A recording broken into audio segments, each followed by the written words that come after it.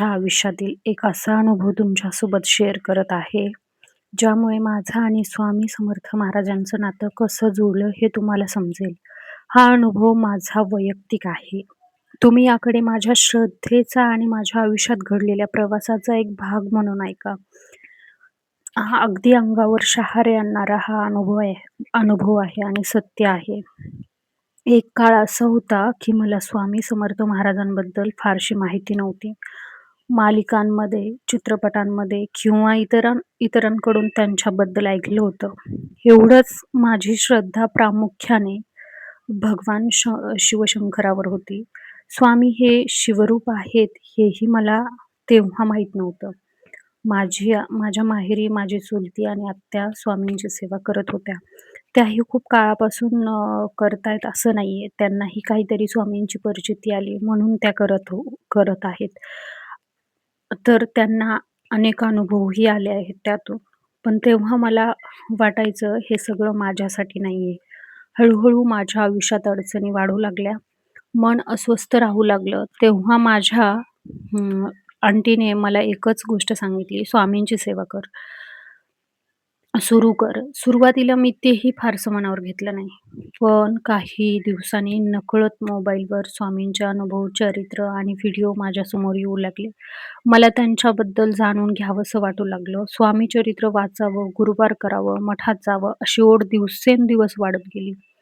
जसं एखाद्या आईला डोहाळे लागतात, तसं माझ्या मनात स्वामींच्या दर्शनाचे, सेवेचे आणि नामस्मरणाचे डोहाळे लागले होते. माझ्या घरात स्वामींचा फोटोही नव्हता, चरित्रही नव्हतं, जपमाळही नव्हती. तरीही मनात एकच इच्छा होती, काहीही झालं तरी मला स्वामींची सेवा सुरू करायची आहे. पण कसं काय ज्यांना मी मानतच नव्हते, ज्यांच्याविषयी ऐकताना माझं मन बिलकुल लागत नव्हतं, त्या देवाच्या मी एवढी का पाठीमागे लागली हे मलाच कळत नव्हतं. अ, 1-2 वर्ष मी टाळाटाळ करत होते आणि त्याच स्वामींच्या फोटोसाठी आणि जपमाळेसाठी मला एवढं का वेड लागावं हे काही मला कळत नव्हतं. पूर्ण भारावून गेले होते. मी सासरकडून सासरकडे घरात स्वामी चरित्र, जपमाळ आणण्यासाठी, फोटो ह्याच्यासाठी प्रयत्नही केले. पण माझंही बाहेर जाणं शक्य नाही झालं. आणि ते मठ, ते स्वामींविषयी जास्त काही माहिती नसल्यामुळे ते कुठं मिळतं, काय मिळतं याचं काहीही कुठलीही माहिती नव्हती आणि घरात 1-2 वेळा बोलूनही पाहिलं, पण काही कारणास्तव ते मला मिळू नाही शकलं. काही दिवसांनी अचानक माहेरी जाण्याचा योग आला. तेव्हा मी माझ्या भावाला म्हटलं, "मला स्वामींच्या मठात घेऊन चल." त्याच दिवशी आम्हाला परत सासरीही यायचं होतं. सकाळी गेलो होतो आणि 3-4ला आम्हाला रिटर्न यायचं होतं. आणि तरीही तो लगेच तयार झाला. एकतर तो तयार होईल असं वाटत नव्हतं, तरीही तो तयार झाला. आज विचार केला तर वाटतं तोही स्वामींचाच योग योग होता. मठात पोहोचलो तेव्हा पूजेचे साहित्याचे दुकान बंद होतं. 2-3 दुकानात शोधलं पण स्वामी चरित्र मिळालंच नाही. मग आम्ही ठरवलं जाऊया निदान दर्शन तरी घेऊ.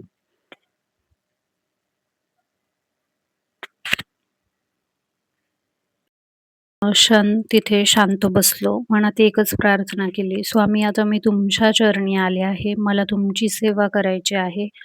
पुढचा मार्ग तुम्हीच दाखवा." मी तेथील एका काकांना विचारलं देखील, "मला स्वामी चरित्र आणि जपमाळ हवी आहे. दुकान बंद आहे. आता काय करू?" ते म्हणाले, "दुकान संध्याकाळी उघडेल." पण माझ्याकडे थांबायला वेळ नव्हता. तेवढ्यात दुसरे एक काका आमच्याकडे आले आणि म्हणाले, "काय हवं आहे?" आणि दुसऱ्याच दिवशी योगायोगाने गुरुवार होता आणि तो गुरुवार करण्याची तर माझ्या मनात एवढी इच्छा निर्माण झाली, की काहीही करून तो गुरुवार करावा, उद्याच्याला स्वामींची सेवा करावी, अशी इच्छा मनात निर्माण झाली. मी त्यांना सगळी गोष्ट सांगितली.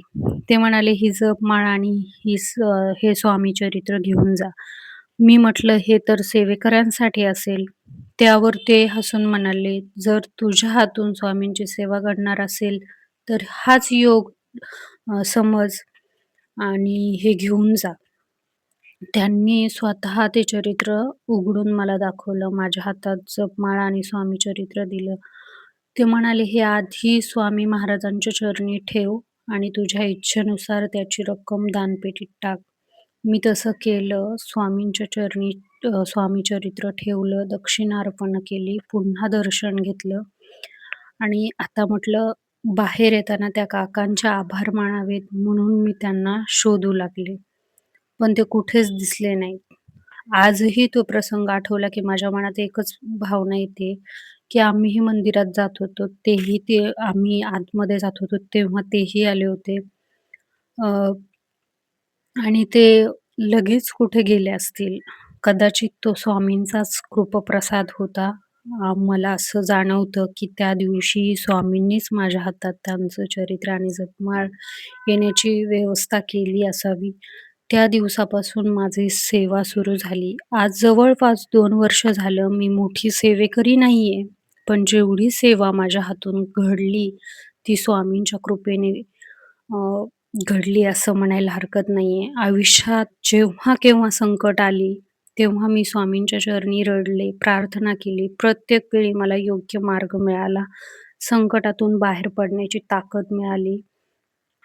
आज गुरुपौर्णिमेनिमित्त त्या गुरूंना माझा कोटी-कोटी प्रणाम, की स्वामींमुळे मला योग्य मार्ग, योग्य दिशा आणि योग्य त्यावेळी मदतीचा हात आणि आशीर्वाद याची साथ मला महाराजांनी दिली आहे.